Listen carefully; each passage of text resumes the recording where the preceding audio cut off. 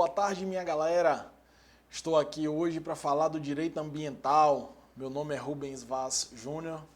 Já deixo aí a cancha para todo mundo me seguir lá no Instagram, beleza? Se tiver qualquer dúvida, todos os dias tem postagem de direito ambiental no meu Instagram. E hoje, na verdade, vamos tentar sintetizar aqui quais são os maiores temas e quais são os temas possíveis que vão cair na prova de amanhã. Na prova de domingo, me perdoem. Já estou querendo antecipar a prova. Prova de domingo. O primeiro ponto que eu quero trabalhar com vocês, minha galera, é o seguinte: direito internacional ambiental. O que a gente precisa salientar do direito internacional ambiental? Ponto número 1. Estocolmo 72, quando se inicia a questão do desenvolvimento sustentável. Ponto número 2, aqui ainda no direito internacional ambiental. No direito internacional ambiental é de suma importância a gente lembrar da ECO 92, que foi a maior reunião para tratar do meio ambiente. Aqui na ECO 92, galera, lembrem vocês, falando sobre a ECO 92, do seguinte: a ECO 92 ela teve a Agenda 21 como instrumento de instituição das cidades sustentáveis, né?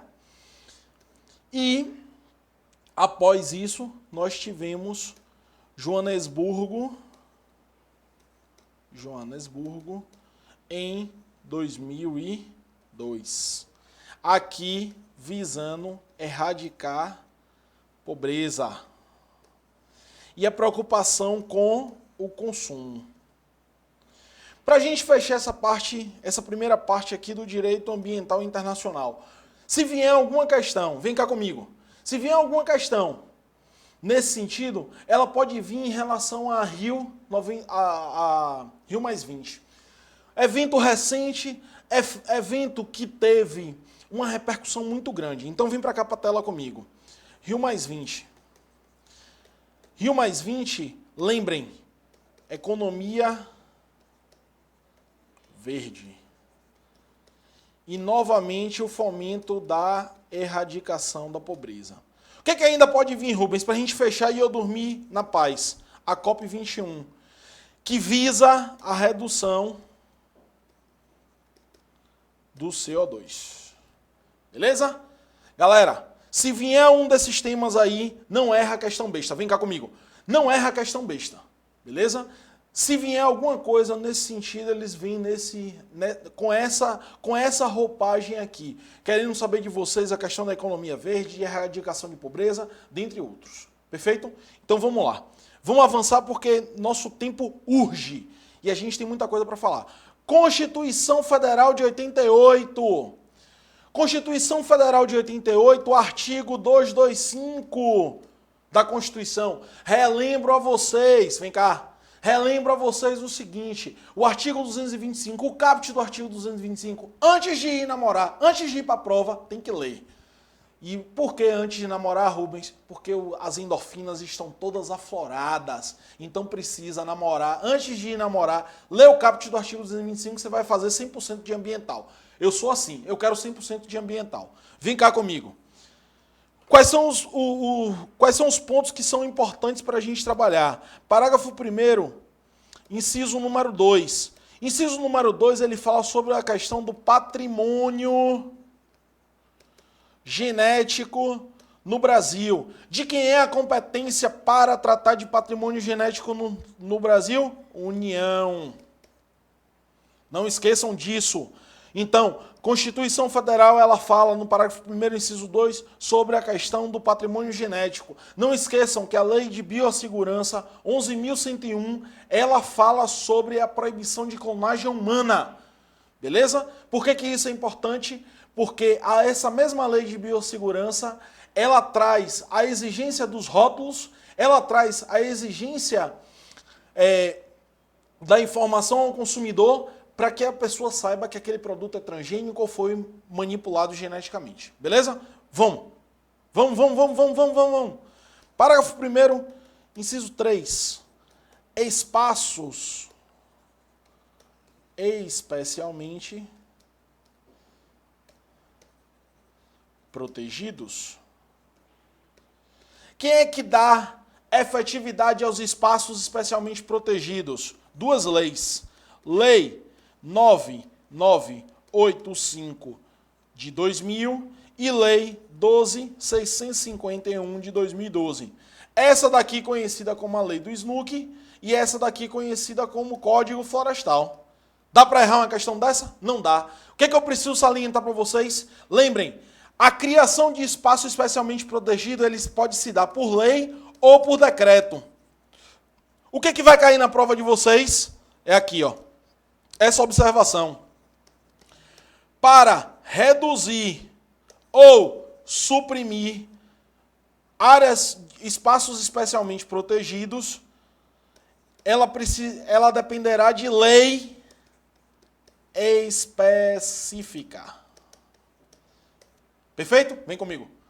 Ó, se a questão cobrar de vocês redução desses espaços, limitação a esses espaços, dependerá de uma lei específica própria para tratar daquele assunto. Para a criação, ela pode ser, inclusive, por um decreto. Lembrem, a criação ela pode ser feita tanto pelo município, como pelo Estado, como pela União. Teve algumas OABs atrás que eles cobraram justamente isso, que foi instituído pelo município. E a proposição estava correta, certo? E muita gente caiu na pegadinha achando que unidade de conservação ou área de proteção permanente só pode ser realizada pela União.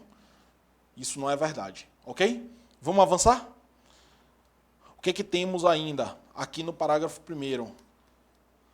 Parágrafo 1º, inciso 6, educação ambiental. Meus amigos, minhas amigas, o que eu vejo de suma importância para vocês aqui? O que é de suma importância para vocês aqui? Todos os níveis dependem de educação ambiental. Então, quando a gente pensa em educação ambiental, ela deve passar pelo ensino médio, pelo ensino fundamental, pelo ensino superior. Perfeito?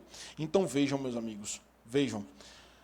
Isso está no texto constitucional. A lei, você tem aqui a Política Nacional de Educação Ambiental. Perfeito? Já passando para o próximo. O que ainda temos, Rubens? Artigo 225, parágrafo 3º. Questão recorrente em prova. Vem comigo. Questão recorrente em prova. Por quê? Tríplice responsabilidade. Vem para a tela. Tríplice responsabilidade civil, ADM e penal. Lembrem, responsabilidade civil objetiva. Quando eu falo que a responsabilidade civil ela é objetiva, ela depende de dolo e culpa? Não. Ela é objetivamente cobrada. Enquanto que responsabilidade administrativa e responsabilidade penal, ela está no campo da subjetividade, onde precisa analisar a conduta deste cidadão. Relembro já para vocês que na responsabilidade penal, a própria lei 9605 de 98, ela traz a possibilidade de despersonalizar a pessoa jurídica, atingindo inclusive os sócios. Perfeito? Perfeito, minha galera? Então, vejam, não erra a questão besta.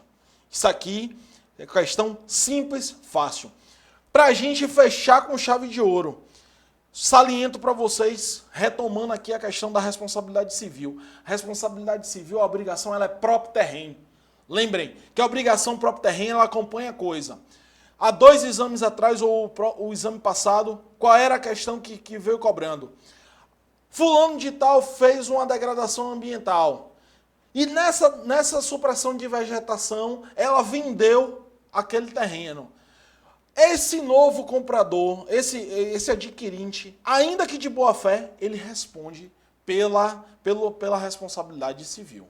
Ok? É claro que depois ele pode ingressar com outros meios, que seria aí uma ação de perdas e danos, ou como algumas pessoas gostam de tratar com a questão da responsabilidade regressiva, né? Mas não é o caso, ok? Vamos avançando. O que ainda temos que tratar aqui? Se eu pudesse apostar numa questão, eu trabalharia em cima dessa questão. Parágrafo 7º. Por quê? Primeiro, patrimônio cultural. Houve a inserção da questão da afastabilidade dos maus tratos dos animais quando estivermos na frente de manifestações culturais. Quem foi que veio aqui com a lei do laço? Vaquejada, rodeio, cavalgada. Então, se vocês me perguntarem, Rubens, o que é que você aposta? Eu aposto nisso aqui, que foi objeto da emenda 96 e ainda não foi cobrada na prova. Perfeito? Avançando.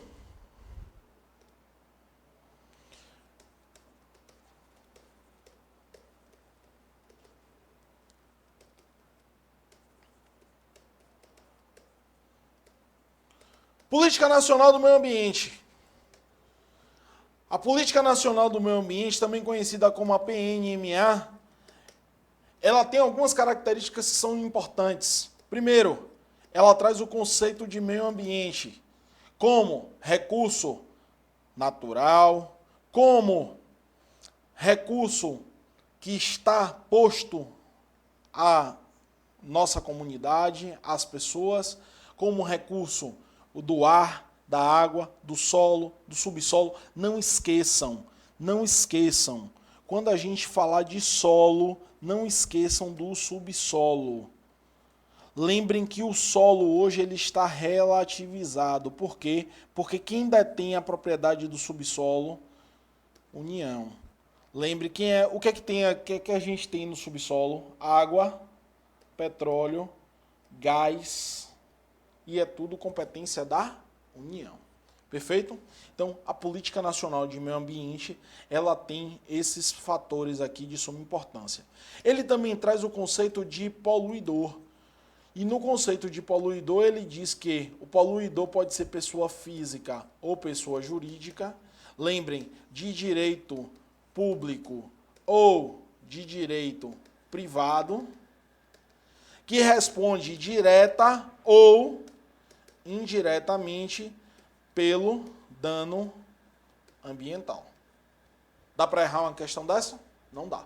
Lembrem, pessoa física, pessoa jurídica, direito público, direito privado, onde ela responde direta ou indiretamente o dano ambiental. Perfeito? Perfeito? Então vamos avançando. O que ainda temos aqui? O CISNAMA. Qual é a estrutura desse CISNAMA? Conselho de Governo,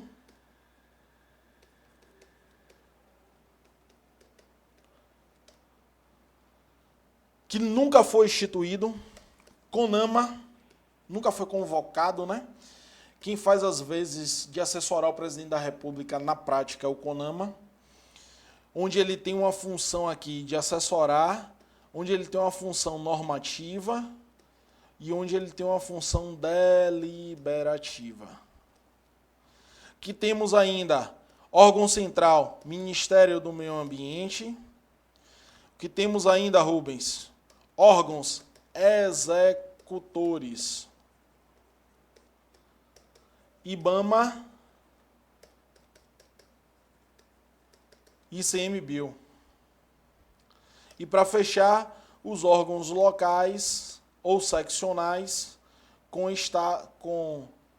os locais são nos municípios e os seccionais nos estados. Perfeito? Essa é a composição do nosso CONAMA. Lembrem, o IBAMA, ele assume aqui uma função de uma gravidade maior, naqueles eventos de maior impacto, e o ICMBio, ele é o órgão do dia a dia. Ok? O que mais que a gente tem para tratar? Princípios. Princípios do direito ambiental. Primeiro princípio que eu quero trabalhar com vocês é o do desenvolvimento sustentável. Lembrem, para se ter o desenvolvimento sustentável, ele precisa respeitar o tripé, que é crescimento econômico, preservação ambiental e equidade social. Lembrem, o princípio do desenvolvimento sustentável ele está ligado ao princípio intergeracional. Eu disse a vocês que vocês precisam ler o caput do artigo 225. Nesse caput do artigo 225, ele vai dizer que todos têm um direito ao meio ambiente ecologicamente equilibrado. Vem comigo. Impondo ao poder público, à coletividade, a manutenção do meio ambiente ecologicamente equilibrado para as presentes e futuras gerações. Esse final, presentes e futuras gerações, ele quer dizer o seguinte, a gente não deve só se preocupar com o que é presente, a gente também tem que se preocupar com a geração futura. Ou seja, qual é o passivo ambiental que vamos deixar para a geração futura? Este é o princípio intergeracional. Beleza? O princípio do desenvolvimento sustentável ele já está elencado, inclusive, em outras legislações. A exemplo do artigo 3º da Lei 8666, que ele diz que os editais devem ser feitos da melhor forma, respeitando o desenvolvimento sustentável. Beleza? Vem comigo. O segundo princípio que a gente vai trabalhar é o princípio da prevenção. E aí eu já trabalho com dois princípios, prevenção e precaução. E vocês foram meus alunos, porra. Vocês não vão errar. Quer ver? Prevenção, ele está explícito na Constituição Federal de 88, por meio do artigo 225, parágrafo 4º. Parágrafo 1º, desculpem, inciso 4. Ele está explícito. O princípio da prevenção, ele precisa de estudos de impacto ambiental junto com rima. E aqui, Rubens, no da precaução, nós não temos isso? Não, não temos. Aqui você sabe do risco ambiental. As medidas aqui são medidas mais genéricas. Enquanto que as medidas aqui são mais o quê? Efetivas. Se você tem um estudo, vem comigo. Se você tem um estudo, você vai dar as medidas mitigadoras de forma mais o quê? Concisa, de forma mais o quê? Precisa. Enquanto que no princípio da precaução ele é mais genérico, ele é mais... Você sabe que ali tem potencial de um risco ambiental, mas você não tem a certeza científica, você não tem um estudo, então você não consegue levar ele à frente. Ok? Você vai dar medidas que são mais genéricas, mais abrangentes. Quais são os outros princípios que a gente ainda quer trabalhar?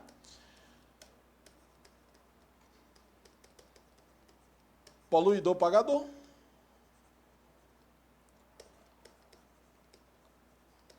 Usuário pagador. Princípio do poluidor pagador, a gente precisa lembrar do seguinte. Via de regra, você tem uma conduta ilícita ali. O cidadão tinha um volume cúbico de extração de água de 10 metros cúbicos e ele atingiu 11. Esse 1 a mais, ele já transforma ele no princípio do poluidor pagador. O que é que eu preciso salientar para vocês aqui, meus amigos? Primeiro, ele é um instrumento, essas multas, econômico. E o que é que ele visa afastar? Ele visa afastar o seguinte, a socialização dos prejuízos. Vem aqui comigo, rapidinho. Uma questão que caiu, não na OAB, mas já caiu para a magistratura e pode vir cobrado para vocês. Qual foi o raciocínio que eles fizeram? Eles colocaram privatização de lucros e socialização de prejuízos está diretamente ligada a qual princípio? E a questão era muito fácil, porque era o princípio do poluidor-pagador. Mas se você não lembrasse desse detalhe, você teria, o cidadão, o candidato lá, teria perdido, ok? Qual é o outro ponto? A multa que é imputada ao cidadão, ela deve estar para e passo com o quê? Para e passo com a condição econômica dele. Não adianta você colocar uma multa astronômica se ele não tem liquidez para fazer o pagamento, ok? Vem para cá. Qual é a diferença para o usuário pagador? O usuário pagador, meu povo, o que acontece? É aquele que utiliza o recurso ambiental. Ou seja, aquele que usa o meio ambiente, ele precisa pagar pela sua utilização. Mas aqui a conduta é lícita. Existe aqui uma autorização do Estado.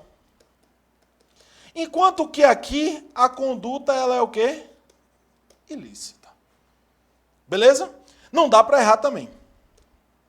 O que ainda temos? Princípio da informação.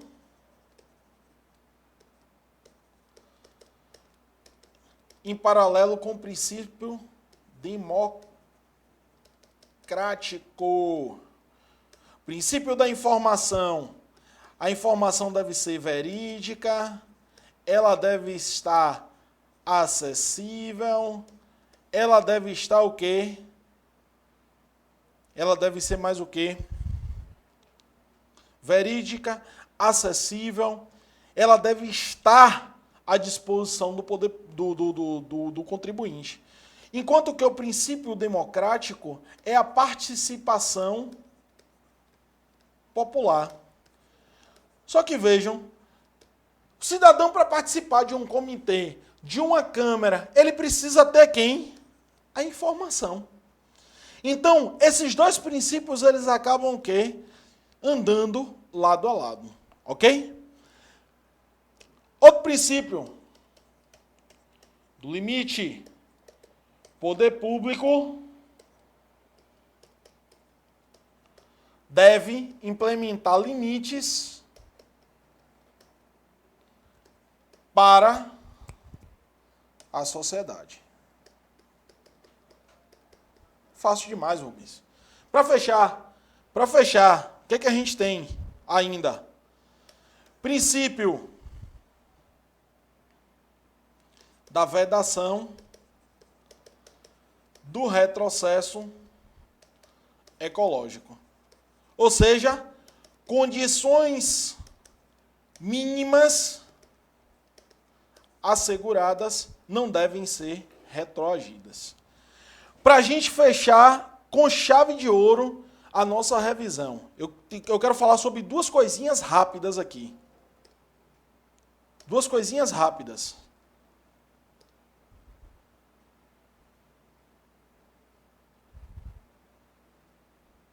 Quando é ao vivo é assim. Aí a gente tem a tela some.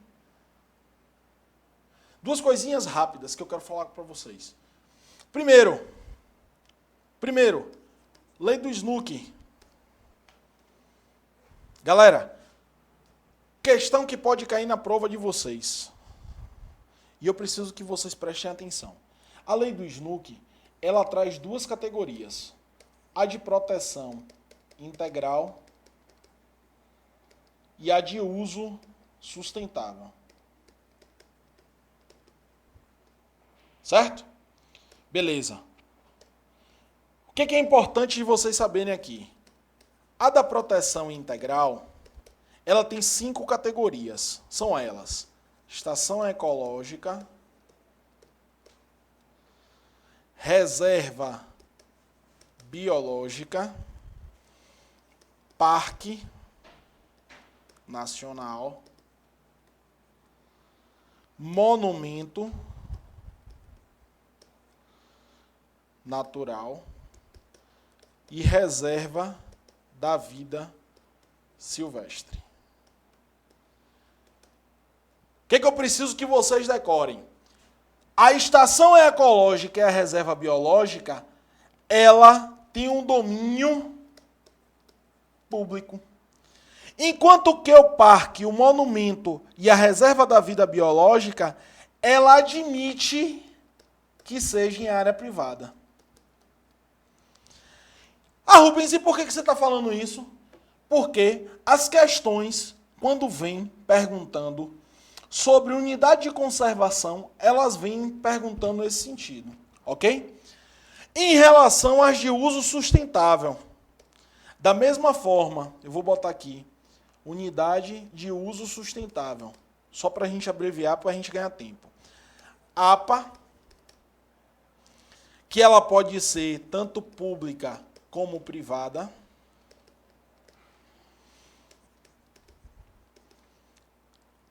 Área de relevante interesse ecológico também. Aí a gente começa com as públicas. Floresta Nacional. Reserva extrativista. Reserva da fauna. Reserva do desenvolvimento sustentável. Essas aqui, esse outro grupo, são públicas.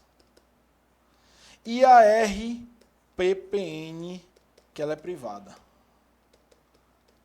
Rubens, o que é que pode ser cobrado na minha prova? Vou dizer a vocês agora, aqui. A APA, ela pode ser pública e privada, certo? A RPPN privada. Lembrem, qual é a observação que eu chamo a atenção? Vem comigo, questão da prova aí. A APA e a RPPN, elas não necessitam da zona de amortecimento.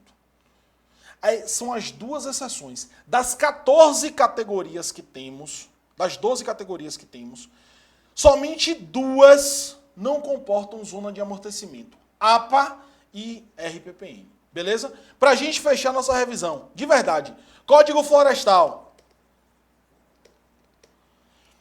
APP. A APP ela pode ser urbana ou rural.